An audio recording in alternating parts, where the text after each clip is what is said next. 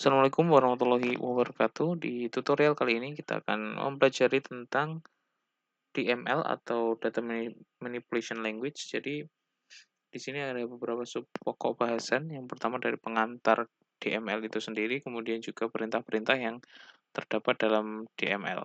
Jadi seperti yang sudah kita pelajari di pertemuan sebelumnya, bahwa ada beberapa jenis bahasa dalam atau jenis pengolahan dalam SQL, yaitu yang pertama kemarin adalah DDL atau Definition Language.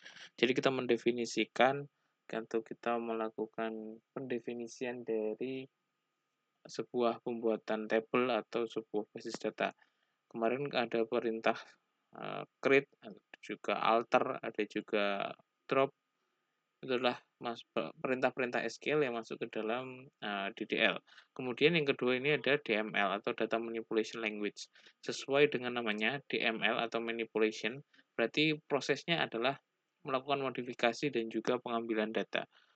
Sehingga dapat dilakukan perubahan-perubahan, baik itu penambahan data, kemudian juga update, ataupun juga penghapusan atau delete. Kemudian lebih spesifiknya, query dalam DML di sini ada yang pertama select, kemudian juga insert, update, dan juga delete. Mungkin ini sudah dipelajari sebelumnya di mata kuliah basis data di semester sebelumnya, sudah mendapatkan sedikit atau beberapa penerapan dari query-query dari DML. Jadi kita akan mempelajari tentang DDL, DML, DTL, dan juga DCL. Ada 4 jenis bahasa dalam atau pengolahan dalam SQL. Yang pertama, perintah-perintah dalam DML. Di sini insert. Jadi kita melakukan atau menerapkan perintah insert ini untuk menambahkan satu baris data pada sebuah tabel.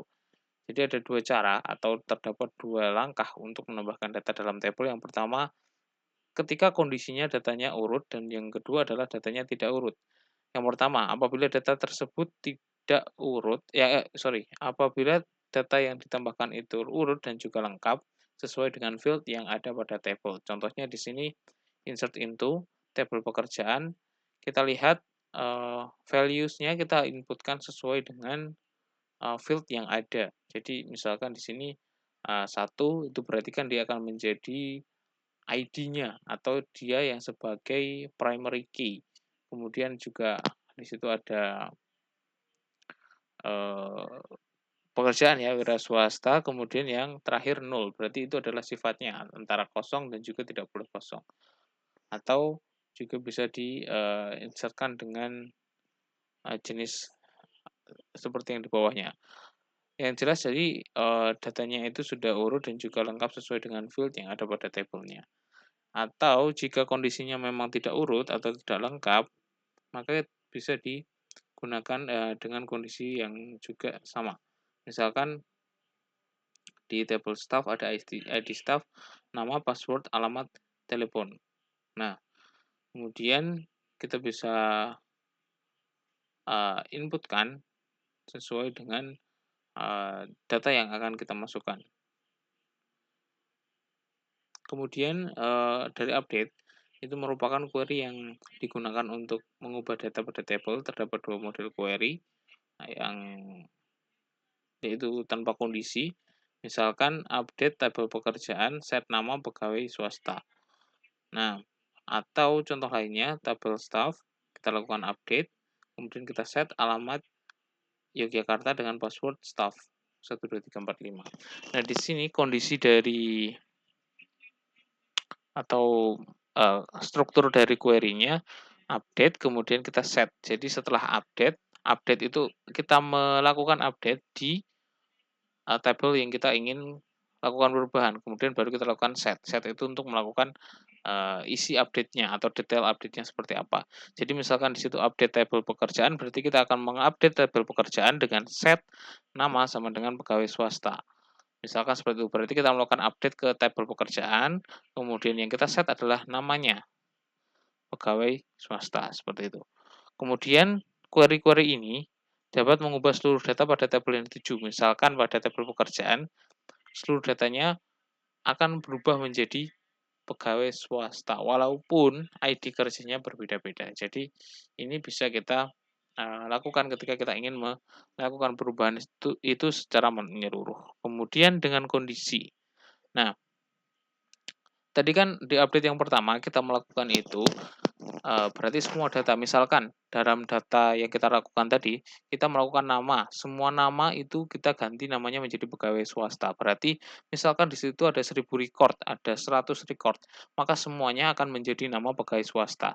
Akan tetapi ketika kita hanya ingin mengupdate beberapa saja, misalkan untuk, nama-nama tertentu, berarti kita bisa menggunakan Eee, teknik atau cara yang kedua atau model query yang kedua. Kalau model yang pertama tadi tanpa kondisi, berarti semuanya akan dilakukan secara, serentak atau secara keseluruhan, update itu akan dilakukan. Sedangkan yang kedua kita menggunakan kondisi, maksudnya berarti kita akan menentukan menentukan seperti apa, update ini akan berjalan.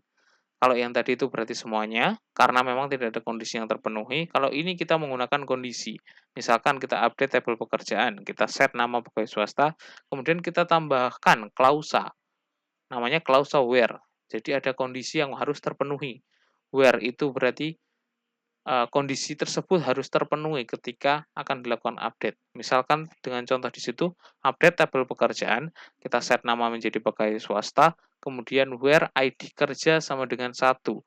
Berarti artinya adalah kita akan mengupdate di tabel pekerjaan, kemudian akan kita set nama itu menjadi pegawai swasta, tetapi data mana yang akan kita update, berarti kita akan mencari di klausa where-nya. Berarti kondisi where-nya ini harus terpenuhi sebelum kita melakukan update data. Where-nya harus terpenuhi, where-nya berarti di situ kan didefinisikan ID kerja sama dengan 1. Berarti dia akan mencari di tabel pekerjaan dengan ID kerja sama dengan 1. Berarti primary key-nya atau ID-nya itu 1. Nah, yang ID kerjanya 1 akan diupdate menjadi nama sama dengan pegawai swasta. Yang lain tidak akan terimpact dari perubahan update tersebut. Jadi, kalau tadi semuanya itu terupdate karena tidak ada kondisi yang terpenuhi, kalau yang ini berarti dia kondisinya akan terupdate ketika memang ID kerjanya didefinisikan sama dengan 1. Berarti dia akan mencari ID kerja 1 baru dilakukan update. Kalau tadi berarti semuanya akan diupdate tanpa ada kondisi atau klausa yang terpenuhi. Jadi perbedaannya adalah dari kondisi dengan kondisi dan juga tanpa kondisi adalah di situ. Ada ada kondisi atau klausa yang harus memang terpenuhi terlebih dahulu baru kita lakukan update. Kemudian delete. Delete itu akan menghapus atau menghilangkan dari data yang ada pada table. Misalkan ada kesalahan atau ada ketidaksesuaian, maka itu akan dilakukan bisa menggunakan query delete. Ada juga model query-nya sama dengan update. Dua model query dari delete ini tanpa kondisi, jadi langsung semuanya. Misalkan di situ delete from table pekerjaan atau delete from table staff. Berarti semua data dalam table pekerjaan dan table staff akan hilang. Sedangkan yang kedua, kondisi sama. Jadi sama ya dengan update tadi, hanya dia bedanya menggunakan klausa delete. Dengan kondisi delete. Jadi delete from table pekerjaan where ID kerja sama dengan 1. Jadi kita definisikan kondisinya. Jadi where-nya harus terpenuhi atau klausanya harus terpenuhi sebelum kita lakukan delete. Kemudian yang terakhir select. Select di sini untuk menampilkan atau ya ini sudah pernah dilakukan juga sebelumnya. Select jadi untuk menampilkan seluruh data pada field atau menampilkan beberapa data field. Intinya dia adalah menampilkan data. Jadi tergantung kembali ke kondisinya. Pertama, contohnya tanpa kondisi. Select bintang. Bintang ini berarti dia artinya all. Berarti semua data dalam database atau dalam table akan ditampilkan. From berarti from itu sumbernya dari tabel pekerjaan. Berarti select bintang, tampilkan semua. Bintang itu semua. Tampilkan semua dari tabel pekerjaan. Berarti tabel pekerjaan yang mengandung field ID kerja, nama pekerja, alamat pekerja, kemudian gender dan sebagainya itu akan ditampilkan semua. kalau kita menggunakan kondisi select bintang from tabel pekerjaan. Nah, contohnya itu kita bisa modifikasi lagi, misalkan dengan kondisi. Kan dalam sebuah perusahaan misalkan seorang DBA atau database administrator, dia disuruh menampilkan data karyawan yang memiliki usia rentang 23 sampai 40 tahun.